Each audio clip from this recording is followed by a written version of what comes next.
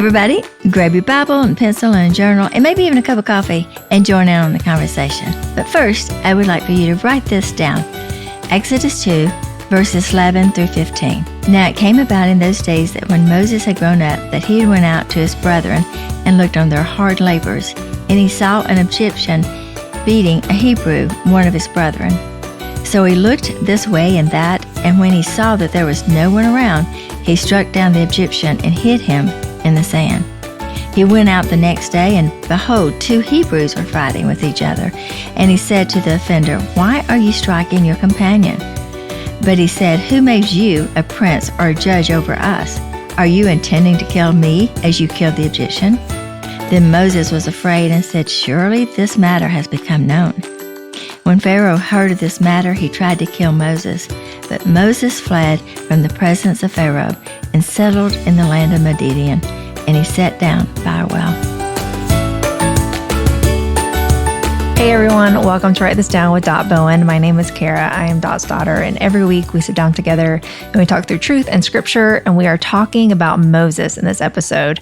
We're going to be continuing to talk about some people in the Bible throughout the next few weeks, which we're really excited about, and Moses is today, and we really deep dive into a lot of the beginning parts of Moses' story and how he was dealing with difficult people and how to know when do we help someone, when do we not. So we talk through all of that and a lot more. Another thing that I want to mention real quick is that we do have a YouTube channel where you not only can listen, but see our conversations. And we would love for you to check that out and also subscribe and like. And if you enjoy these episodes, we would love for you to also leave a review for wherever you may listen to this podcast. So we are super grateful for you guys, and we would love for you to pull up a chair and join in our conversation. Hey, Cara. I'm so excited. I know you love Moses. I like Moses a lot. And not like in a, like I know we're going to talk about, spoiler, we're going to talk about David next week. And David is another one I love, but for very different reasons. I have a little crush, biblical crush on David, but Moses, I have a respect for Moses. I have respect a lot. I mean, I respect Abraham. I respect, but I like Moses's journey, I guess, if that makes sense. You disagree? Well, kind of, because I don't want to be a murderer and run out into the wilderness. And I didn't say that. Have to love everything. That's his journey. Yeah, that's part of it though. I feel like Moses is a lot of people do, like I think, the Israelites, like Hebrew, Jewish people, like they love Moses. Like he is very much elevated, or I don't want to say worshipped, but I don't know what the highly respected or... Well, they do believe, which Moses was their deliverer. Yeah. And of course, like with us, with Jesus, we feel like Jesus is our deliverer, which he is. Right. But to them, there definitely is. Yeah. So, Abraham's the father of the nation, but this definitely was their deliverer from slavery. So, but I just feel like when, the part that you read, like that Moses... And the Moses that we see, at the end of Deuteronomy is a very different Moses. And I think that's why I like him so much. I think so. Because of that, like, I feel like you see, he murdered this Egyptian and he fled and he hid out in the wilderness. I don't know. It just strikes me as like a different kind of Moses than the Moses. And I don't want to... Well, I do think that Moses, this was definitely a humbling experience, because Moses, he was born literally in slavery with his mother they were enslaved. And then he grew up, though, as we know, he was, we call him a basket case, put in the Nile River. And you love that joke. Was rescued and rescued. And I do believe that, like we know that he grew up in the palace. So he went literally from a basket in a Nile River to a palace. Yeah. And so he learned the ways of Egyptians, and he learned the ways of how the Egyptians viewed the Israelites. He knew and that he was a Hebrew. I mean, right? Like, well, I think with this story and the fact that he saw, the Egyptians hurting a Hebrew, that he wanted to go and rescue them and take care of that, which is some of the things I want to talk to today. I'd love for us to discuss this because I think it's a huge part in Moses' life that we sometimes skip over because we do think about, the Exodus. We do think about all the times in the wilderness, but this was setting, Moses up for that God was beginning to, work in his life. But I found it so interesting is that Moses from the day one, from before he even knew it, he felt this need and, this heart that he was going to rescue the Israelites, that he was going to deliver them and protect them. And so if you want to go a little bit more and have a crush on him, you can think of I don't have a crush on him. I'm just saying he does have a sweet heart. He does. Yeah, he's very And I love, which is funny that you will focus more on the beginning parts of Moses's life, because the reason I like Moses so much is the end. Is, like I said, the Deuteronomy. No one walked as close with the Lord and at that point in time, and I think it says never again, apart from like Jesus or, but there's no other prophet of sorts that will walk as closely and as intimately as Moses did with the Lord. Like they knew each other. They had a real relationship with each other. They argued. He argued with God. And I know we'll see next week with David. I think that's probably why I lean toward those two people in the Bible, is because that is for both of them. That's a lot of their journey with the Lord, is how honest they are. But anyway, what I want to say is, and talk about, because we want to learn from these men. We want to learn. We're not trying to be Moses. We're not trying to be a David. We're not trying to be, these men that are in the scriptures. But you're right. We all have our own spiritual journey. We all experience some of the same things. But we do want to learn from their ways, and how, like you are so in tune with how Moses had such a sweet, wonderful relationship with God, and how that they talked and their relationship, and that's something you desire, and we all desire that. So we learn from that. Like, how do we get to that place? And so one of the things, when I was reading and studying Moses for years and years and years, I would always think, how did Moses know he was the deliverer of the Israelites people? He started before he ever became known as the deliverer, way before before God called him, bush, really. Way before. Yes. Yeah. And he had just this thing in him that I believe was placed by God to want to deliver and rescue the Israelite people, which is why he has to, run to the wilderness at the very beginning, because he's trying to rescue this, Hebrew from the Egyptian, and he kills the Egyptian. And so I just find it fascinating when you sit back and think about, like, wait a minute here. God places in each of us some things that we're bent toward, some desires and our hearts toward things that he's actually going to fulfill. You keep saying, I love the end of his story. Well, you can't have the end of his story without the beginning. If you don't have the beginning. Yeah, totally. And so, today I just kind of think we can really learn from Moses about when we have a desire to step in people's lives and rescue them and try to help them, it doesn't always go well. We want to help people. We want to, we don't want people to sometimes go down the same path we go. A lot of times, even as a mom, I've done this, I've struggled with this, because, when you live life and you live as long as I have, and you see somebody doing the same things that is just like, you're going to hate this. You're going to regret this, and you're trying to step in. This is not going to end well. You keep going in that direction, you're going to end in that same direction. And it's so hard, especially as a mom or as a friend, and especially when you've been rescued from something that you're so thankful. So what do you do when you see someone going in a direction and you want to step in their lives and you want to help them? And even just this week, I bet we've said it once, we've said it, you and I just in a conversation, and I've had other conversations with other people of how you can't change people. You can't change their hearts. You can't, you can't give them a desire not to do something or not to do something. Right. And I think that with Moses, that's one of the things he's learning, because he's going to have to learn how to deal with these Israelites. And at the very, very beginning, he tries to step in and he tries to rescue this this Israelite, and it doesn't go well. Right. And so Moses got another 40 years of learning.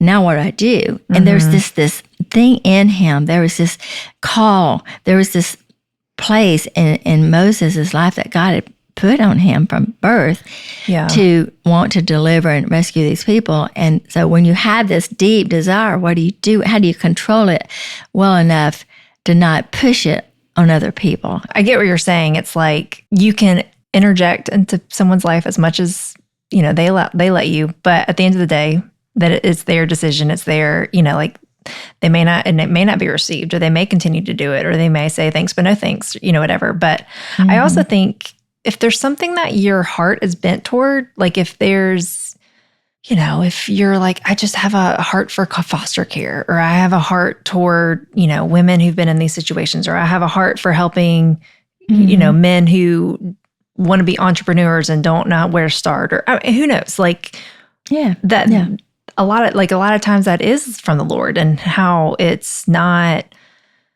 like there's intention behind it. There's a reason you might, your heart might be bent in that way or another, or why, like your heart might break for a bunch of different things, but there may just be something that's like just a little bit more. And I think that's, we see that I think that's a lot of what we see with Moses as well, is what you're saying. Is clearly there was this natural bent toward the Hebrew people and the Israelites that he felt this need to, like, I want to protect, I want to step in, and I want to help. And obviously we know how God uses that, but clearly that was something God placed in that. So I think that's something too to like point out, in our own hearts and lives.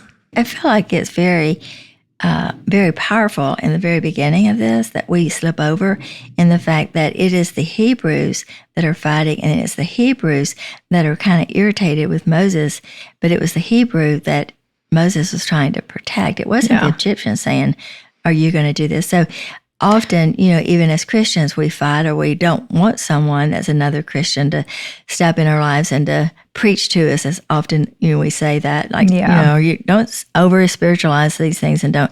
And I think that what you're saying, like you have this bent, when you're like, well, how do I know I have this bent? I think you're really attentive. Well, it's like it's natural. We're very attentive. Yeah. We're very attentive to see something that a lot of people, don't see. Yeah. Well, yeah, I just think it's natural. I think it's like, oh yeah, it just comes natural. I mean, Moses, he did it. It came natural. He was like, he stepped in. Maybe he, I don't know that murder is the answer, but the point balance is never. That's not. But it's more of that he wanted to protect. He wanted to step in. Maybe he should have gone about it a different way, but of course he should have gone about it the other way, and so should we.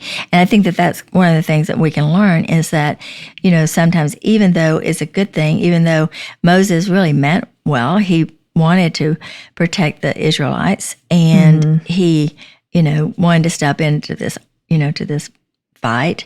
And I don't know about you, but I've stepped in and tried to help two people that are fighting, and they always say, shoot the messenger, you're trying to help them, and they come back, and they come back and they turn on you. And it's kind of basically what's happening in Moses' life too. And I think we can learn from this. And I think the message here, what I really want us to kind of talk about, because it's hard, is when do we really step in when we see something, when we see people that we love being hurt? How do we know when to step in, and how do we know that we shouldn't step in that? Like you're talking about, like there are people you might bent toward these directions. You may have a bent toward even, understanding what it's like to be real and honest, or understand what it's like to suffer, or you understand about being a victim. And then somebody else comes along and you can really relate to their story. But do we always step in to people's lives because we can relate and understand their stories? And I don't think that's the case. I think you need to be invited in. But I don't think we're supposed to just step into everybody's situation and try to rescue them. Yeah. Well, and I think that that's hard, especially Christians. Well, I think that, like, looking later in Moses's life, like he murders the Hebrew, goes, Hebrew does not go well. He flees. Murders the Egyptian. Oh yeah, sorry. He murders the Egyptian and does not go well. And then flees, goes to the desert, and is there for 40 years. Well, it's not like when the burning bush moment happened, it's not like Moses has forgotten what he did, like I'm sure. No. I mean, I think that's a lot of, I'm just like thinking of, again, I'm clearly not Moses, but as a human, he has this shameful moment, so shameful that it caused him to leave everything he knew. I mean, that is another thing to think about, of like he fled from everything he knew and started a whole new life. I mean, wasn't he like a shepherd or something, like in the wilderness, or he was just completely uprooted. Not only was he uprooted, Cara, but he went into a position that he had been taught by the pharaohs was so degrading. He was a shepherd. So it's humiliating. It's so humiliating. Extremely humiliating. When God has when there's this burning bush moment with, between the Lord and Moses, and you see the interaction in, Exodus 3 of where Moses feels so unworthy. And it's like, well, I don't blame him. He's like, he's basically, God is asking him to go back to the same place where he had the most humiliating and shameful moment of his life and it didn't go well. And it didn't go. Yeah. And to do something really crazy. So I think to go back to what you were saying of like, how do you know? I think it's, and of course a lot of times we don't get burning bush moments. But I do think when to know when to step in, I mean, it has to be God led. It has to be, right. Holy Spirit led, or, like that. That has to be the big part of it. Because if Moses had just maybe if he had been in the desert for 10 years and he thought, you know what, I know the Israelites want to be freed, I'm just going to go in there and tell Pharaoh, that would not have, what would have happened? He would have died. He would have been killed for sure. And two, I mean, let's think back too. He probably remembered, I tried to free one. I tried to, and that got me to the wilderness. And So I think that's timing is everything. And a lot of times we don't know the timing. And so a lot of the people where that had happened with Moses, they had already, they had left Egypt, they had passed, or they weren't, they weren't there anymore. So there's the timing of it and everything. So I don't know. I think that is such a, I think being super in tune. And sometimes you do just need to take a leap of faith. And if you feel like it's sometimes it's hard to navigate that sometimes, of knowing when to go, or, when to wait or when to not, or whatever. But I think that is something that is to really remember, think about with Moses, is he didn't do anything until the Lord told him to. Yeah. And I think the very beginning when he killed the, Egyptian, I don't know this, that he intended to kill the Egyptian at the beginning. Not. I think he's trying to stop the whole situation, and it got, out of hand. But then in result, what I'm saying is I think that in each situation, probably more, likely, he meant well. And I think, just because you mean well doesn't mean it's going to go well. Right. And I think when you're trying to take things in your own hands and try to rescue people when they don't want to be rescued, obviously, then that it's not going to go well in you. So here's Moses now. He has the burning bush experience, and God's saying, I want you to go and free, my people. And he's like, wait a minute, I just tried to free one, and it landed me in the wilderness. And, God was like, well, you're about to free 1 million, and you're still going to go to the wilderness. Right. But it's one of those things, I think, for us to sit back and think about, well, God, what can I learn from this? And I think very clearly, sometimes it's not just how it ends, or it's not the way that we see situations. It really has to be that we're led by God to do it the right timing, and because I don't think Moses was trying to be. I think he did try to take things in his own hands and take the matter in his own hands, but he still felt like he had intent of the right heart. But when things go bad and we step in people's lives and they turn on us, it doesn't always mean that we shouldn't have stepped in. If we know that this is because with Moses, the second time, what you're talking about, God did tell him. The first time, we don't have any clue. We don't have any other indication. than there was that God ever said that, other than we know now because we know all of Moses' life, that there was this. Clearly he had a heart to, but we don't know that God told him that. Yeah, and he very well may not have. And I mean, Moses he's just keeping his flock. Next thing he knows, he's walking on holy ground and has, his whole life uproots and changes again.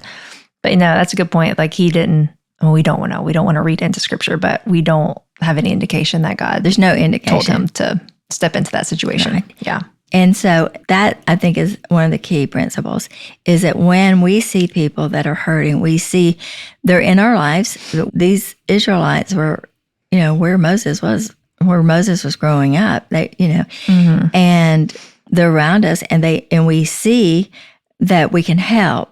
But unless we know God's telling us to step in their lives, we also have to be invited, I believe, by them as well.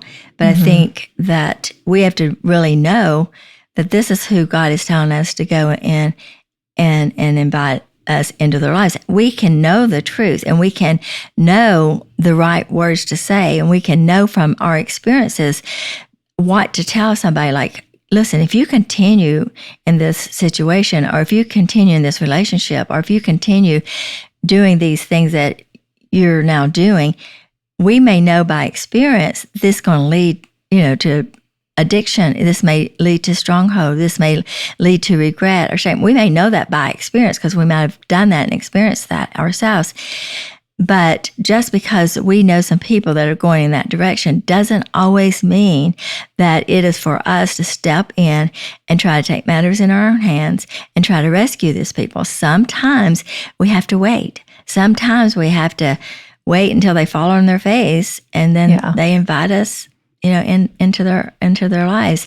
And I think a lot of times we look at, like, I know that what they're doing is wrong, and I need to go help them. I need to go tell them. And I guess I'm speaking from my own experience because I struggle with that. Yeah, that's why I'm kind of laughing. Yeah, not laughing, but I'm like, I just know this is coming from a very real place.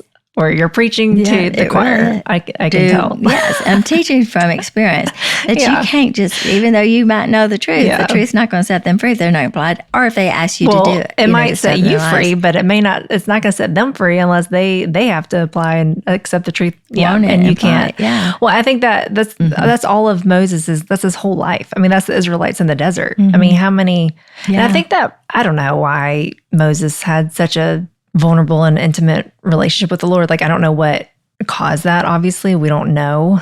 But I would imagine part of that would be because of who he had to deal with. Like he was like, I don't know who else to go to about these people. Like, they are stiff-necked and, they're hard to deal with. It was, and it was so like, what are we even doing? Like, we just crossed the Red Sea. We are in the, it was like everything was so, like, what is even happening? Even the fact that they were even released, like that was a miracle in of itself, as we know with the plagues. So I don't know what caused that, but I think that a lot of that, again, like we can apply that as well, as even if it's a situation in our own lives, or if it's dealing with someone else and how to interject or how to not interject or how to proceed or not proceed or whatever. Like Moses he started with the Lord. He started with the intimate, his intimacy with the Lord. He was very real. He was very like, what are we going to do with these people? Like, I don't want to do that, or let's not do that, or don't kill them, or let's not kill, like he was very... I think he was processing a lot. You talk about processing, and you're like, help me to process this. And he did it with the Lord. And I think that that's a huge thing. I think is that the difference between Exodus 1 and 2, versus the 3 and on to the rest of, the rest of Exodus, is the fact that it was the burning bush. I think it was that moment of where he met God. I think at the beginning, the first 40 years of Moses' life, because his life was, divided up by 40 years that we know. And the first 40 years was about Moses, and it was about learning from all the Egyptians and learning all the ways of how to live, in the palace. And then he had this humbling experience, and that humbling experience was probably part of dealing with Moses, but it was when he really met God. It was really when he had that moment of that burning bush then that's where all of these conversations, that's where now we see that's the Moses you love. It was from you love that Moses from the burning bush on, and you should. I mean, that's a great journey for Moses. But Moses' life changed at the burning bush. Even though Moses wanted to help the Israelites and will become and be known as their deliverer, even though that was from the very beginning of him, it was in his own strength. It was in his own ways. And I think from that burning bush moment is the Moses now is what you're seeing. It's not the same Moses in chapter 34, but it is a journey. I think the thing that you see in Moses is his relinquish of control. It's like, which at the beginning that's what I'm saying. That's what I was going to say is when he is in Egypt and kills the Egyptian, in that Exodus 2, he is taking matters like it's about Moses. Right. I mean, he might have wanted, I don't think he had ill intent, like you're saying. I think he truly wanted to protect and was trying to do the right thing. But at the end of the day, it was about Moses. Like, I'm going to do this. I'm going to step in. And I think that's what you see after that. I mean, who knows those 40 years after that, what God had, obviously there was some kind of change in heart, even though he probably still wrestled with the humiliation, the shame. And, when God is asking him at the burning bush to go back, I'm sure he's like, there ain't no way, because we do see him be like, this is not going to work. You need to, they're not going to listen to me. But I think that's what you see is this, like, I'm not in control. Like, I'm going to, and that's the Moses you see from, and I think it grows. I think his relinquish of control grows as his story goes, from the burning bush to the plagues, to the Red Sea, to the 40 years. Because even at the end, the very end of his life, like when he strikes the rock, when he shouldn't have, and that was the moment where God, was like, you can't go into the land now. Like you out. Humbled him again. Yeah. And I you do see a little bit of him being like, he doesn't really argue, but but he kind of is like, I can't like like there's another moment where I can't remember where it is, but it's like, it's just different. Like, I feel like he reads different. And I think that's where it's just like there's just more and more relinquishing of control of being like, so I think if we're dealing with other people or dealing with these situations, it can't be about us or even about that person. It has to be like, okay, God, what do you want in this person's life? Right. And how can I come alongside you and your plan for their life? Because we don't know what God wants for their life. And we may know that, like, okay, we know, surrender and to like trust the Lord. Like, we know those things, but we don't know how. And we know we don't want violence. And we know God like there's those kind of things. Murder, but we don't know how God's going to accomplish those things. So anyway, I'm kind of going around all that to say, I think the control is a big thing that we see. Absolutely. With Moses, that as his story goes on, it's like he sees like, oh, I relinquished control in this area or with this situation, and God came through. Like God, he did release them from Egypt. Oh, I relinquished control with the Red Sea. Oh, God did open the Red Sea. He sees how God's faithful, and then that intimacy and that vulnerability and the honesty with the Lord. And because my favorite is the very, very, like I said, the very end. And it's almost like he's like, okay, I can't enter the promised land. I'm sure he maybe had like a moment where he was bummed, but you also don't really see that it doesn't really seem like he cares. Cause I think at that point he's like, whatever, God, like, this is not like, I'm just here. I'm just a part of your story. So whatever you want me to do.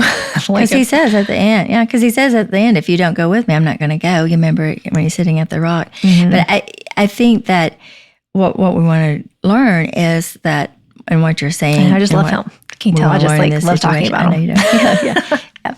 You do. But we got to learn from this man because he's an amazing man. But we've got to learn that he was a man. He has his weaknesses. He has his, strong willness, and even, when he gets with all the Israelites and they start to leave after they left, Egypt. and he's trying very hard to help the people. Jethro, his father-in-law, comes and say, Moses, you can't sit around. Do all this. And you've got other stuff to do. You can't do all this. And so we obviously know that Moses had such a heart to help people, and he wanted, and he loved his brother, and he loved the Israelites, even though he grew up as an Egyptian in a palace, but yet he was still, so he had this bent toward him, so he loved him. But there's just so much control. There's so much he could do. And I think that those 40 years from the moment he killed, the Egyptian to where he traveled, God began to work in his life, which I do believe humbled him by making, he became a shepherd. But this is going to be one of it more and more and more. But the key to it was, like you said, he began to see God in ways, and he began to trust God. And yes, he learned from other people. Jethro told him, he said, you need to learn how to organize this. Yeah, well, and you need to bring in other counsel, and, you need to set up a system. You need to have other leadership in place. You need, you can't talk to these millions of people, and still do what God wants you to do. And Right. And I think the key of what you're saying is that he trusted God, he had a relationship with God, and he did not move or do things unless God told him to. Yeah. There were certain times he wasn't perfect. And I think that that's what I want to say. I think that's what we sum up and learn today is that no, God is not for violence. You don't go and take things in your own hands, and you're not supposed to hurt people. And you're not supposed to step in and try to be their God. Try to be, open their eyes to truth, because you can't. You got to trust God to do it. But you should not move, even though you have a heart and you want people to be okay, and you don't want them to hurt, and you want them to make all the right choices, and you want to, protect them, even though that might be your heart. You're still not their God, and you're still not able to do those things. And I think I think those 40 years of working with the Israelites, after that was one day after another, building this relationship with God, and Moses realizing, I can't be God in their lives. And, there was one time, God would always talk about, Moses, these people that you bring out, and how you love the conversation with Moses and God. And Moses said, wait a minute, these are your people. Like, I didn't, no, back up here. Yeah. This is your people. And I think that's what we have to get at is, God, this is your responsibility. And if you want this person to be godly, if you want this person not to make this mistakes, you can use me in their lives. But God, you're their God. Yeah. And you're the one that's going to do that. And I think that's a huge lesson for us all. I have to read it. I keep mentioning it. I'm just going to read it. But it's the Deuteronomy 34, do it. Verse 10. And it says, and there has not arisen a prophet since in Israel like Moses, whom the Lord knew face to face. And that just blows my mind. And I think that's the key to, we all can play, be used by God and play a part in God's story, and to have, experience all the wonders that God did in Moses' life. But Moses knew him face to face.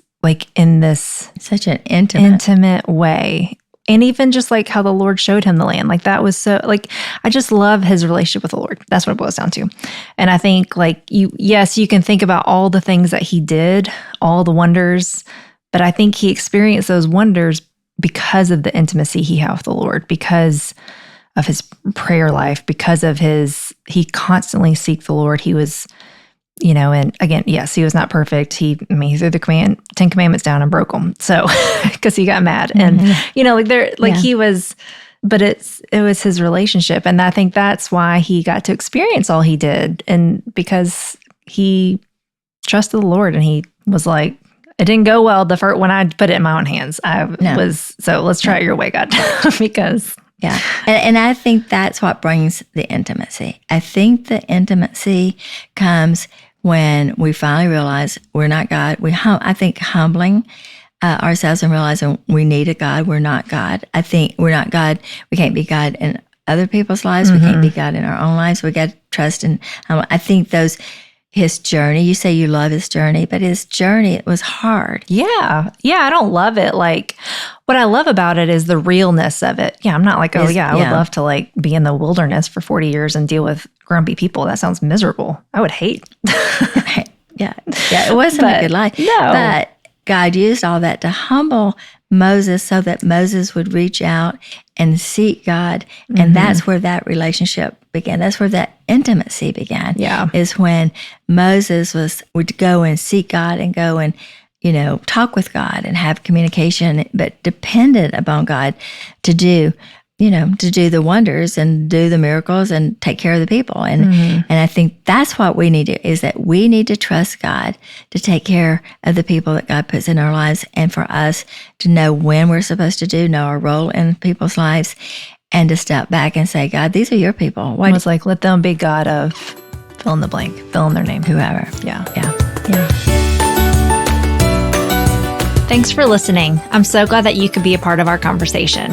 To continue the conversation, you can find Dot on social media at .bowen or visit her website, .bowen.com. Subscribe, like, and share with your friends, and we will see you next week on Write This Down with Bowen.